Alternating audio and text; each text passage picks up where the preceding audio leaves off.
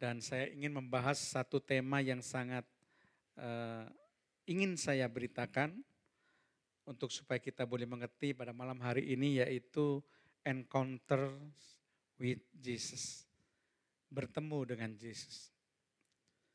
Nah, ayat tema saya ambil dari Markus pasal 10 ayat 46 sampai ayat yang ke-52. Ya. Jadi Bapak Ibu boleh lihat di di layar ya.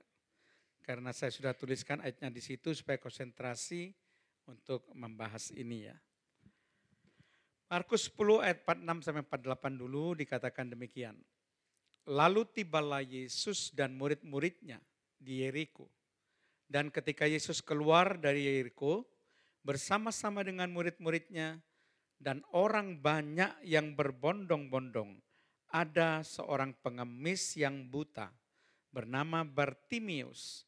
Anak Timius duduk di pinggir jalan. Ayat 47, ketika didengarnya bahwa itu adalah Yesus orang Nazaret, mulailah ia berseru, Yesus anak Daud, kasihanilah aku. Ayat 48, banyak orang menegurnya supaya ia diam. Namun semakin keras ia berseru, anak Daud, kasihanilah aku. Kita akan lihat ayat 49. Lalu Yesus berhenti dan berkata, panggillah dia. Mereka memanggil orang buta itu dan berkata kepadanya, kuatkan hatimu, berdirilah, ia memanggil engkau. Lalu ia menanggalkan jubahnya, ia segera berdiri dan pergi mendapatkan Yesus. Ayat 51, tanya Yesus kepadanya, apa yang kau kehendaki supaya aku perbuat bagimu? Jawab orang buta itu, Rabuni, supaya aku dapat melihat. Ayat 52, ayat yang terakhir dikatakan, lalu kata Yesus kepadanya, pergilah, imanmu telah menyelamatkan engkau. Pada saat itu juga melihatlah ia, lalu ia mengikuti Yesus. Nah, Bapak Ibu Saudara sekalian, apa yang membuat kita ini bisa bertemu dengan Yesus? Berdasarkan pengalaman yang dialami oleh Bartimius yang sudah kita baca ya dalam nas Alkitabnya. Ternyata di sini ada suatu rahasia yang bisa digali, Saudara. Kita mengeksposisi Markus 10 ini 46 sampai 52, kita akan menemukan poin-poin yang dapat kita gali bagaimana caranya supaya kita bisa bertemu dengan Yesus. Ya. Nilai-nilai yang sangat luar biasa yang diberikan oleh Bartimius ini, Saudara. Nah, sebelumnya saya akan bahas dulu siapakah Bartimius itu, Saudara ya. Kita perlu kenal tokohnya dulu, ini tokoh utamanya selain Yesus tentu adalah Bartimius. Tentu ini harus kita kenal siapa sih Bartimius itu. Nah, nama Bartimius, Saudara, adalah nama laki-laki Yahudi yang berarti son of Timaeus. Jadi kata Bartimius itu artinya adalah son of Timaeus, putra Timaeus atau anak Timaeus. Ia berasal dari Yeriko, Saudara. Itu sebabnya Yesus ketika masuk Yeriko dia bertemu dengan Bartimius, pengemis buta ini yang sedang duduk meminta-minta di pinggir jalan. Nah, ia atau Bartimius ini menjadi murid Yesus dan mengikuti Yesus setelah ia disembuhkan. Bartimius bertemu dengan Yesus dalam perjalanan Yesus yang terakhir menuju Yerusalem setelah Yesus keluar dari Yeriko. Jadi perjalanan Yesus menuju Yerusalem adalah untuk disalibkan. Ini perjalanan terakhir, rute terakhir ke Yerusalem, kemudian dia disalibkan di Bukit Golgota atau Bukit Tengkorak. Nah, dalam perjalanan itu dia mampir di Yeriko dan melakukan mujizat dalam perjalanan yang terakhir daripada Yesus Kristus ini. Nah, kita belajar ada 6 hal ya. Ada 6 hal yang membuat kita bisa bertemu dengan Yesus berdasarkan pengalaman Bartimius ini. Ya paling tidak kita akan coba mengeksposisi ya berdasarkan apa yang dijelaskan perikop ini, karena memang ini hal yang sangat bagus sekali mengungkapkan suatu rahasia supaya kita bisa berjumpa dan bertemu dengan Yesus. Yang pertama saudara, masalah bisa membawa kita kepada Yesus. Sekali lagi, masalah bisa membawa kita kepada Yesus. Markus 10 ayat 46, di situ dikatakan apa? Lalu tibalah Yesus dan murid-muridnya di Yeriko. Dan ketika Yesus keluar dari Yeriko bersama-sama dengan murid-muridnya dan orang banyak yang berbondong-bondong. Di sini saya garis merah, di warna merah. Ada seorang pengemis yang buta bernama Bartimius, anak Timius, duduk di pinggir jalan. Jadi penekanannya adalah pengemis buta. Namanya Bartimius, lagi apa dia? Ya duduk di pinggir jalan. Karena dia tidak bisa melakukan yang lain. Orang buta ya dengan kondisi yang sangat miskin, dia hanya tergantung hidupnya dari orang lain. Dia duduk di pinggir jalan untuk meminta-minta supaya dia bisa menyambung hidup. Nah, saudara perhatikan baik-baik di sini. Ada dua masalah yang dihadapi oleh Bartimius. Masalah yang pertama itu penyakitnya. Penyakit buta. Ya, sekarang ini kemajuan medis sulit menyembuhkan penyakit buta kecuali transplantasi. Itu pun harus cocok ya. Jadi mata yang ditransplantasikan pun harus cocok. Kadang-kadang nggak cocok nggak bisa juga. Dan itu pun belum tentu 100% berhasil. Ya, itu sebabnya biasanya kalau sudah penyakit buta, apalagi kalau sudah dari lahir sudah buta, saudara, itu sulit dan amat sulit untuk disembuhkan. Jelas masalah pertama ini tidak bisa diatasi oleh Bartimius. Jangankan Bartimius, dokter saja tidak bisa mengatasi itu, saudara. Kecuali sekali lagi kalau transplantasi. Atau yang kedua tentu mujizat. Ya cuma itu saja. Transplantasi atau mujizat. Ya. Dan masalah yang kedua itu adalah kemiskinan. Dia seorang pengemis. Pengemis itu adalah meminta-minta. Karena dikatakan jelas ada seorang pengemis. Jadi jelas kondisi status sosial ekonomi daripada Bartimius itu sangat miskin. Dia cuma duduk di pinggir jalan meminta-minta belas kasihan orang untuk menyambung hidup. Dua masalah ini tidak dapat diatasi sendiri oleh Bartimius. Penyakit buta yang dia derita dan kemiskinannya yang sangat. Untuk nyambung hidup saja dia harus meminta-minta. Ya, di pinggir jalan disebutkan di situ.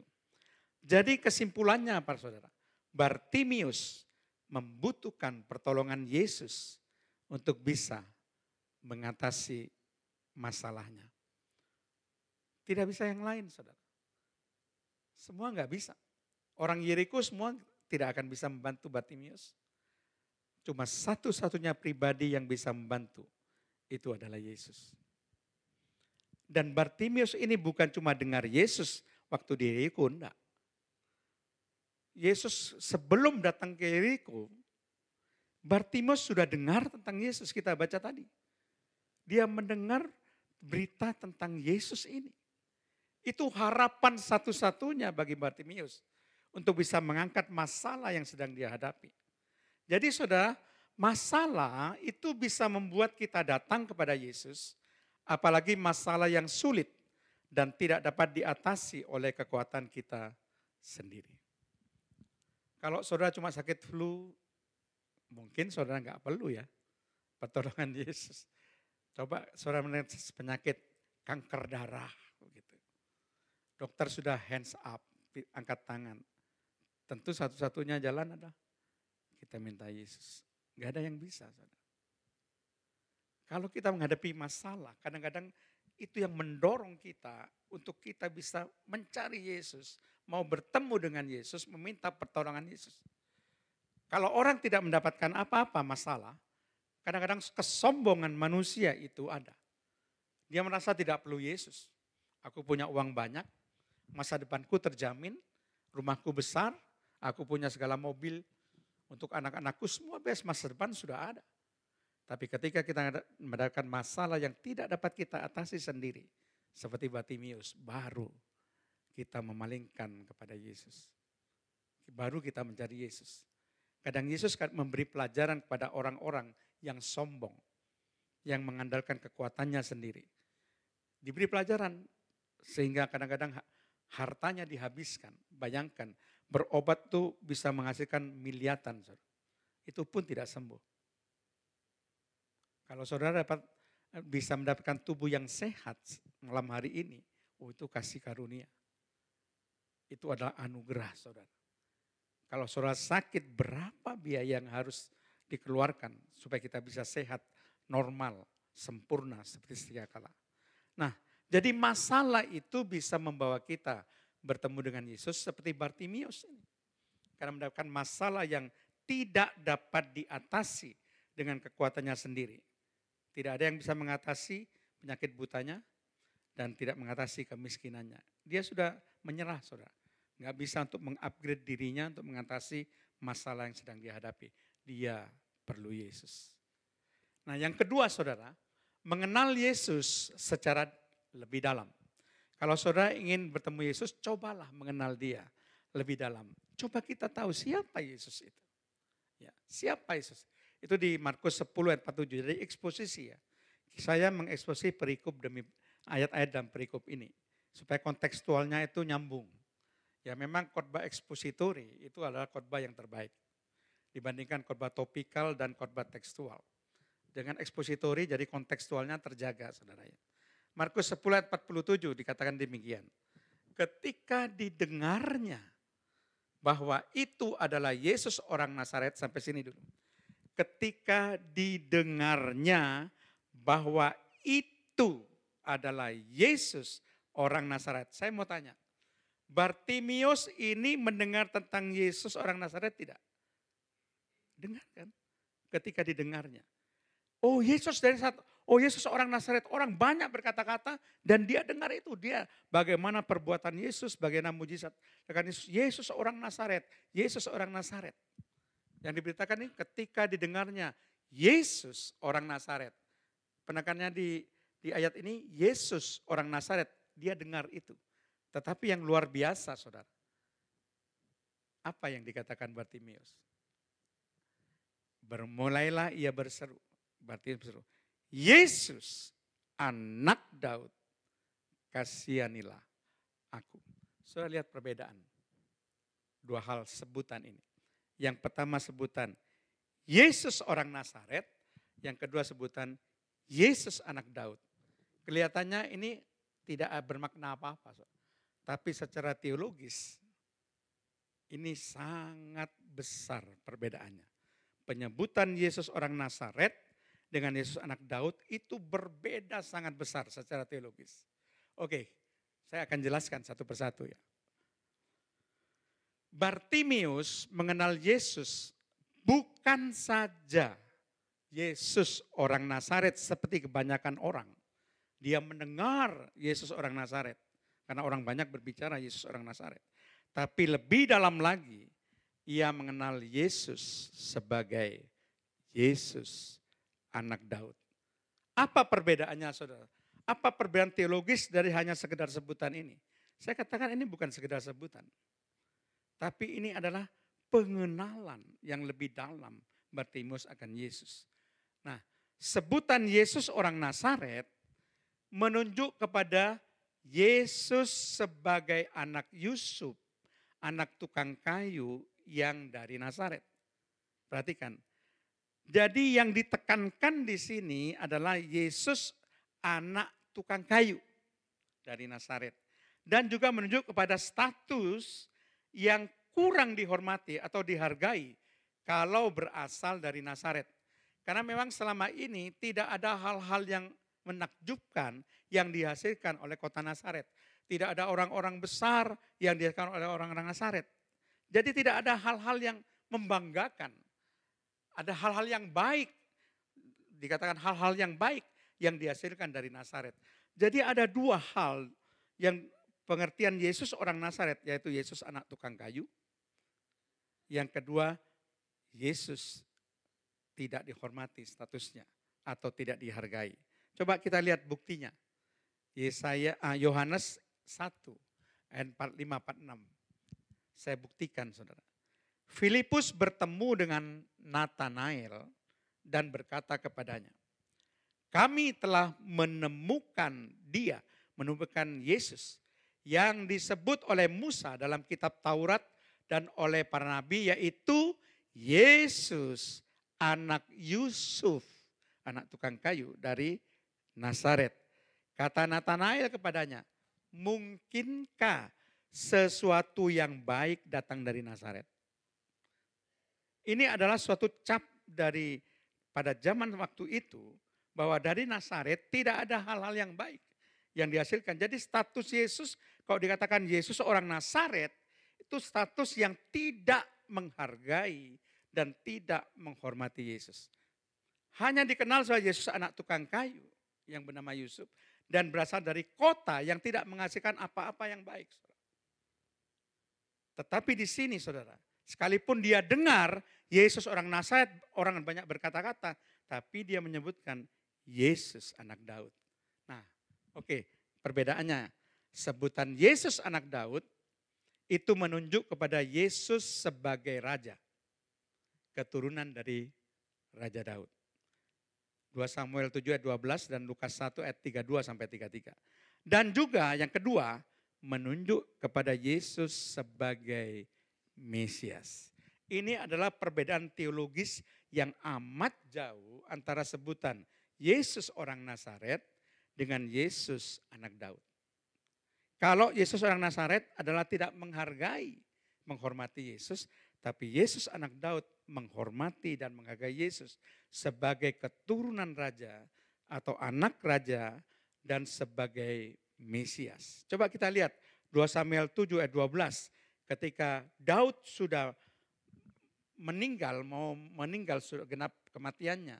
Dikatakan 2 Samuel 7 ayat 12, apabila umurmu sudah genap dan engkau telah mendapat perhentian bersama-sama dengan nenek moyangmu, maka aku akan membangkitkan keturunanmu yang kemudian anak kandungmu dan aku akan mengokohkan kerajaannya.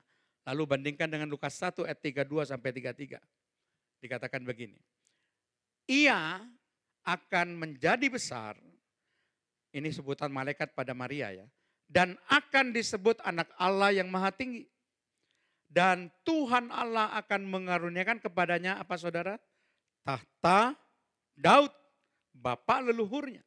Dan ia akan menjadi raja atas kaum keturunan Yakub sampai selama-lamanya. Dan kerajaannya tidak akan kesudahan. Semua raja itu ada batas akhir, ada batasannya. Tapi Yesus itu tidak berkesudahan. Dia tetap raja, bahkan raja di atas segala raja. Tidak berkesudahan, saudara. Tahta Daud diberikan kepada Yesus. Dan memang dijanjikan keturunan Daud itu akan menjadi raja. Dan dikokohkan kerajaannya sampai selama-lamanya. Satu-satunya raja yang tidak ada batasan itu Yesus. Semuanya mati sudah habis. Mati gantikan. Tapi Yesus tidak tergantikan. Dia menjadi raja sampai nanti Tuhan Yesus datang kedua kali. Dia akan datang sebagai raja. Untuk menjemput kita. Bukan lagi sebagai bayi yang lemah. Itu kedatangan pertama sebagai bayi. Tapi yang kedua dengan kemuliaannya. Dia datang sebagai raja di atas segala raja. Kata Wahyu 19, Tuhan di atas segala Tuhan. Luar biasa menyatakan mengokohkan kerajaannya yang tidak berkesudahan. Yohanes 7 ayat 42. Penghormatan Yesus kedua dengan sebutan Yesus anak Daud. Karena kitab suci mengatakan bahwa apa saudara? Mesias berasal dari keturunan Daud. Dan dari kampung Bethlehem tempat Daud dahulu tinggal. Jadi ucapan Yesus anak Daud dari Bartimius ini itu mengandung suatu penghargaan yang luar biasa. bagaimana Bartimius menghormati Yesus dengan mengatakan, Yesus anak Daud, engkau adalah Raja dan engkau adalah Mesias. Dari mana dia tahu? Mengenal lebih dalam. Orang lain cuma kenal Yesus anak orang Nazaret. Tapi Bartimius beda. Dia lebih dalam mengenal Yesus, siapa Yesus. Makanya dia tidak sebutkan Yesus orang Nazaret, saudara. Tapi Yesus anak Daud. Nah ini kadang-kadang orang tidak bisa membedakan perbedaan teologis dari sebutan. Bukan sekedar sebutan, saudara. Bukan. Ada makna di balik sebutan itu yang harus digali. Makanya kita mengeksposisi sekarang. Yang ketiga, bagaimana kita bisa bertemu dengan Yesus? Tentu yang ketiga disebabkan adalah tekad yang kuat dari Bartimius, maksudnya untuk bertemu Yesus. Markus 10 ayat 48. Semua ayat ini saya ambil dari bacaan tadi ya. Bacaan yang kita eksposisi. Markus 10 ayat 48. Banyak orang menegurnya supaya ia diam. Namun apa respon daripada Bartimius? Semakin keras. Ia berseru, anak Daud. Perhatikan, tidak berubah ucapannya. Karena dia penuh dengan kehormatan, menghormati Yesus. Anak Daud, kasihanilah aku. Saudara bayangkan, ini bukan cuma 1-2 orang lah saudara. Dikatakan Yesus dan murid-muridnya dan orang banyak berbondong-bondong, itu crowded betul. Banyak orang betul. Dan dia disuruh diam, ditegur keras. Diam kamu. Tapi dia tidak mau diam. Itu tekad yang luar biasa. Pokoknya aku sekarang harus bertemu Yesus. Harus bertemu Yesus. Dia tekadnya tidak tergoyahkan. Sekalipun dia dicaci maki, ditegur, tidak masalah. Yang penting aku bisa bertemu Yesus. Maka dia semakin keras berseru. Yesus anak Daud, kasihanilah aku. Supaya menarik Yesus. Supaya Yesus dengar bahwa dia ingin bertemu dengan Yesus. Nah saudara sekalian, tekad ini yang kadang-kadang bisa membuat kita ini berjumpa dengan Yesus. Saya percaya saudara, kalau saudara punya kerinduan besar untuk bertemu dengan Yesus, maka saudara akan bisa bertemu dengan Yesus. Mungkin tidak secara jasmani bisa melihat, tapi kita bisa merasakan hadiratnya. Ya kadang-kadang pertemuan dengan Yesus itu bisa bermacam-macam. Ya dengan suasana yang luar biasa kita bisa peka ya. Kalau kita peka bahwa Roh Kudus itu ada, kita peka bahwa Yesus itu ada. Apalagi kita yakin dari janji firman, 2-3 orang berkumpul, 2-3 orang saja berkumpul. Tuhan katakan, aku ada di tengah-tengah kamu. Tergantung kita sekarang. Apakah saudara punya tekad bertemu Yesus malam hari ini? Bahkan dengan ekstrim saya katakan, jangan pernah pulang dari gereja dan kebaktian kalau engkau belum berjumpa dengan Yesus. Tujuan kita berbakti ya cuma berjumpa dengan Yesus. Kalau cuma disembuhkan itu hal tidak penting. Saudara. Itu sekunder. Tapi tujuan saudara datang ke gereja ini berjumpa dengan Yesus. Bertemu dengan Yesus. Itu yang paling penting.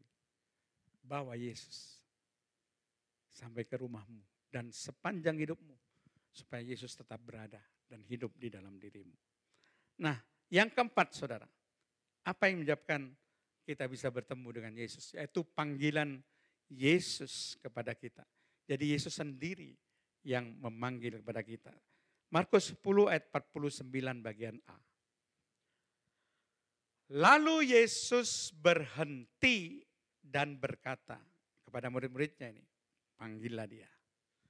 Jadi kan tadi Bartimius berteriak, anak Daud, kasihanilah aku. Padahal dia disuruh diam, ditegur suruh diam. Tapi dia makin keras. Dan memang didengar oleh Yesus. Dan saya juga percaya, Yesus datang ke Yeriko, itu bukan sembarangan. Dia memang ingin menyembuhkan Bartimius. Maka ketika itu Yesus langsung berhenti.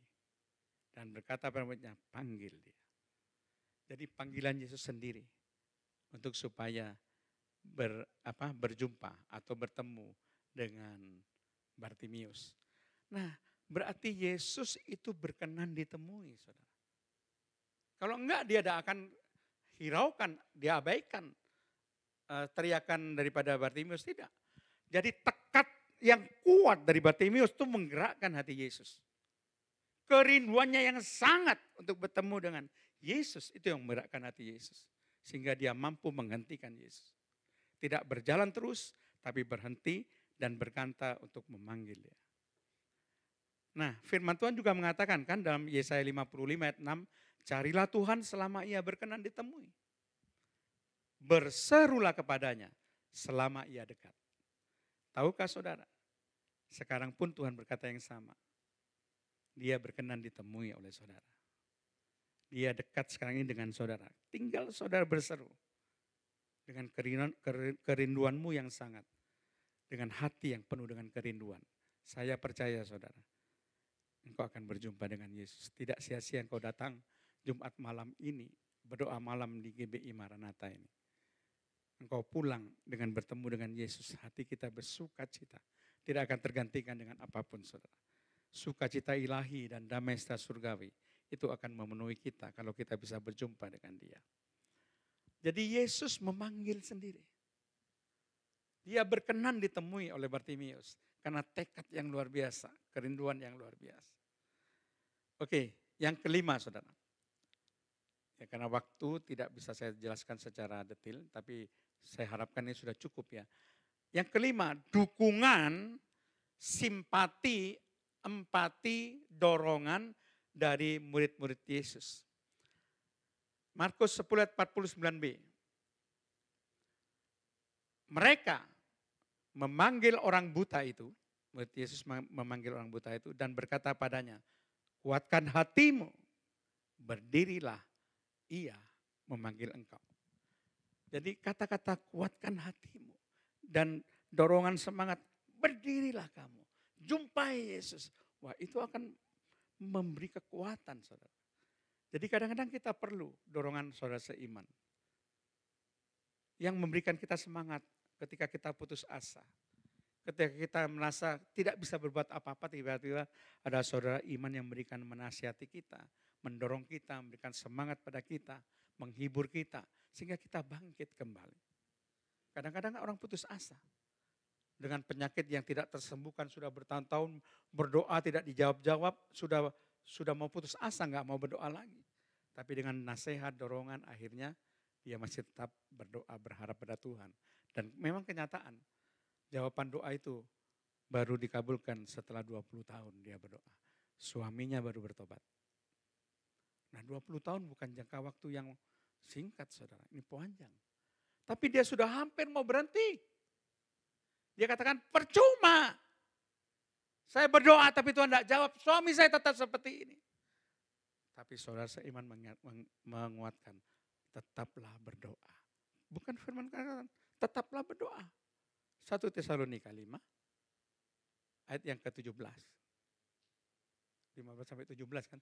16 atau 17 pokoknya tetaplah berdoa. Bersukacita senantiasa, tetaplah berdoa. Doa terus sampai kapan? Sampai Tuhan Yesus jawab. Apa sih kesulitan kita berdoa? Apakah itu menjadikan suatu beban? Kan tidak saudara. Berdoa itu kan berkomunikasi dengan Tuhan. Justru kita sukacita bisa berkomunikasi dengan Tuhan. Kenapa dijadikan suatu beban? Oh kok udah dijawab-jawab lalu mau berhenti berdoa? Oh jangan. Saya nasihati, tetap berdoa. Kan kamu tidak rugi apa-apa kamu berkomunikasi dengan Tuhan. Kamu membangun hubungan yang erat dengan Tuhan dengan berkomunikasi dengan Tuhan. Akhirnya dia teruskan dan memang suaminya dimenangkan. Tapi setelah 20 tahun. Tapi tetap dimenangkan. Tuhan itu tidak mengabaikan saudara, tidak. Tapi dengan cara demikian, dia menjadi pendoa yang hebat saudara. Karena latihan daripada Yesus ini. Dia menjadi seorang pendoa yang sangat luar biasa. Dia tidak pernah menyerah. Dia kalau menasihati orang luar biasa. Orang putus asa bisa bangkit. Putus harapan bisa bangkit. Kenapa? Dilatih oleh Yesus. Ditempa oleh Yesus. Melalui peristiwa yang dia hadapi sendiri. Bagi dia waktu 20 tahun sudah bukan waktu yang lama. Karena apa saudara? Karena dia sudah mengalami sendiri. Tuhan Yesus tetap menjawab. Sekalipun itu kan waktunya Tuhan, bukan waktunya kita. Nah, ketika murid-murid Yesus itu menguatkan Bartimius, kuatkan hatimu, berdirilah. Itu justru mendorong dia lebih ingin bertemu dengan Yesus. Itu maksud saya. Oke, terus yang terakhir, yang keenam, yang mendorong, yang bisa membuat kita bertemu Yesus, yang keenam adalah iman percaya kita secara total kepada Yesus. Iman percaya kita, itu memang penting, saudara. Kalau saudara tidak punya iman secara total pada Yesus, maka itu tidak akan mendorong dirimu untuk bertemu dengan Yesus. Kenapa saudara ingin bertemu Yesus? Karena saudara percaya pada Yesus. Saudara cari Yesus karena saudara percaya pada Yesus. Kalau engkau tidak percaya, ngapain bertemu dengan orang yang tidak kita percaya? Kita percaya, Bartimius percaya total. Ini Markus 10 ayat 50 sampai 52, bacaan kita memang sampai 52. Coba kita lihat. Lalu ia atau Bartimius, perhatikan, menanggalkan jubahnya, ia segera berdiri dan pergi mendapatkan Yesus. Tanya Yesus kepadanya, apa yang kau kehendaki supaya aku perbuat bagimu? Jawab orang buta itu, Rabuni, supaya aku dapat melihat. Ayat 52. Lalu kata Yesus kepadanya, pergilah, imanmu telah menyelamatkan engkau. Pada saat itu juga melihatlah ia. Lalu ia mengikuti Yesus dalam perjalanannya. Nah, perhatikan pertama responnya. Bagaimana Bartimius merespon ketika ia dipanggil Yesus? Perhatikan. Lalu ia menanggalkan jubahnya. Itu responnya. Jubah ini entah berapa lama dipakai, mungkin kotor. Dan dia tidak ingin supaya berjumpa dengan Yesus itu dalam keadaan jubah yang kotor, dia tanggalkan jubahnya. Dan perhatikan, segera berdiri, segera. Itu yang tekankan. Responnya tidak tunggu-tunggu lama. Saudara. Memang karena kerinduannya yang tekadnya, segera. Dan dia segera pergi mendapatkan Yesus. Lalu ketika Yesus mengatakan, apa yang kau kehendaki supaya aku perbuat?